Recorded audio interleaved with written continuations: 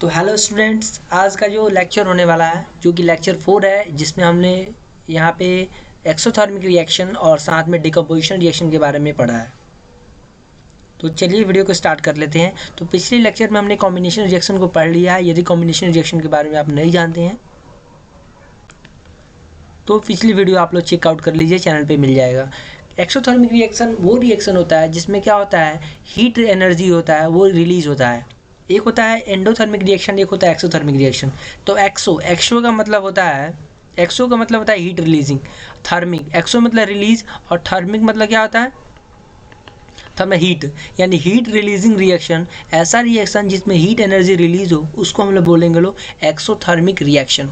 The exothermic reaction and reaction process releases heat and causes the temperature of the immediate surrounding to rise.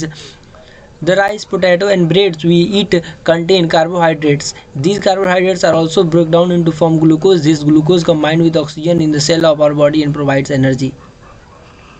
चलिए, तो ये term जो है biology से related है, वो हम डिस्कस कर लेंगे। फिलहाल ऐसा रिएक्शन, एक्सोथर्मिक रिएक्शन वो रिएक्शन होता है जिसमें क्या होता है, हीट एनर्जी जो होता है वो रिलीज होता है। जैसे कि आप लोग देखे होंगे लोग कि कोई भी फूड आप लोग खाते हैं लोग, तो फूड क्या वजह से बना होता है, वो ग्लूकोज से बना होता है। जैसे कि ग्लूकोज में हम क्या करें, C6H12O6 से बना होता है। ऑक्सीजन के प्रेजेंस में इसका रिएक्शन होगा तो यहाँ से क्या हमें मिलेगा, यहाँ से हमें मिलेगा कार्बन डाइऑक्साइड मिलेगा, वाटर मिलेगा और प्लस हो जाएगा एनर्जी मिलता है।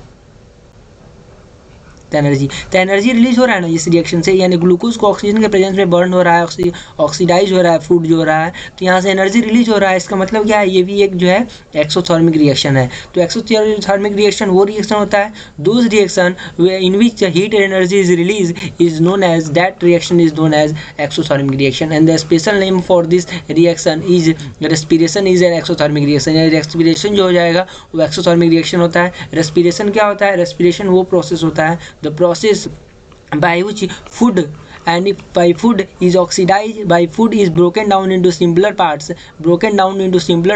या फिर food is broken down to get energy, to obtain energy, इसी को हम लोग रेस्पिरेशन बोलेंगे लोग। जैसे ग्लूकोज हो गया, ऑक्सीजन के प्रेजेंस में क्या होगा, कार्बन डाइऑक्साइड और वाटर और हीट एनर्जी जो होता है रिलीज होता है।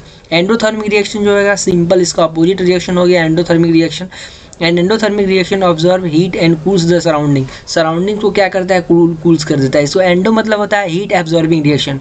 Endothermic reaction are those reaction in which heat energy is absorb, in heat energy is absorb is called जो है एंडोथर्मिक रिएक्शन। ये दूसरा एग्जाम हमने दूसरे तरह से ही बताया है। Decomposition of vegetable matter into compost is an example of endothermic reaction, क्योंकि इसमें क्या होता है, हीट एनर्जी जो होता है रिक्वायर्ड होता है। और आप लोग देखेंगे लोग कि फूड जो होता है डिकम्पोज हो जाता है, फूड जो होता है ब्रेकन डाउन होता है, ब्रेकन डाउन जो सिंपलर पार्ट्स में होता है कंपोस्ट के फॉर्म में, तो वो हो जाएगा एंडोथर्मिक रिएक्शन। एंडोथर्मिक रिएक्शन को ये समझ लीजिए जैसे कि आप लोग जो है कैल्शियम कार्बोनेट को जो हो जाएगा हीट किया जाएगा तो क्या यहाँ से कैल्शियम ऑक्साइड निकलेगा और जो जाए कार्बन डाइऑक्साइड गैस यहाँ पे रिलीज होता है। तो ये जो हो जाएगा एक कौन सा रिएक्शन, ये हो जाएगा एंडोथर्मिक रिएक्शन, क्योंकि कैल्शियम कार्बोनेट को ब्रेक डाउन करने के लिए हमें हीट एनर्जी की ज़रूरत होगी, इसलिए जो रिएक्शन होगा वो क्या होगा, एंडोथर्मिक रिएक्शन होगा।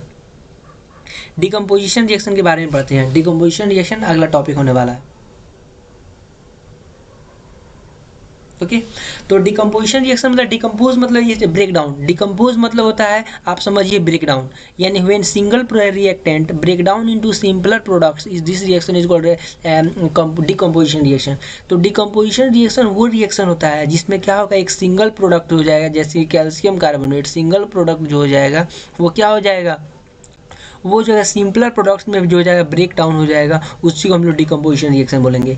डिकम्पोजिशन रिएक्शन और एंडोथर्मिक रिएक्शन में बहुत डिफरेंस है। पहला डिफरेंस ये है कि एंडोथर्मिक रिएक्शन क्या होता है, हीट एब्जॉर्बिंग रिएक्शन, और डिकम्पोजिशन रिएक्शन क्या होता है, डिकम्पोजिशन रिएक्शन वो रिएक्शन होता है जिसमें क्या होगा, कोई जो है सब्सटेंस जो हो जाएगा न्यू सब्सटेंस में ब्रेक डाउन हो जाता है, जैसे कि क्या होगा, जिसमें रिएक्टेंट जो हो जाएगा break down into simpler product और सिंपलर सब्सटेंस प्रोडक्ट होगा, इसको बोलेंगे डिकम्पोजिशन रिएक्शन। जैसे कि हम लेते हैं AgBr लेते हैं या फिर सिल्वर क्लोराइड, AgBr यानी सिल्वर ब्रोमाइड या फिर सिल्वर क्लोराइड लेते हैं। सनलाइट के प्रेजेंस में क्या होता है, सनलाइट के प्रेजेंस में ये Ag + Cl2 और 2, यानी ऐसे जो हो जाएगा फॉर्मेशन हो जाता है, यानी जो हो जाएगा सनलाइट के प्रेजेंस में सिल्वर क्लोराइड जो हो जाएगा ब्रेक डाउन हो जाएगा, क्या सिल्वर और क्लोरीन गैस में ब्रेक डाउन हो जाता है, यानी silver chloride turns grey in sunlight. This is due to the decomposition of silver metal chloride into silver and chlorine by light. यानी लाइट के सनलाइट के बेस में सिल्वर जो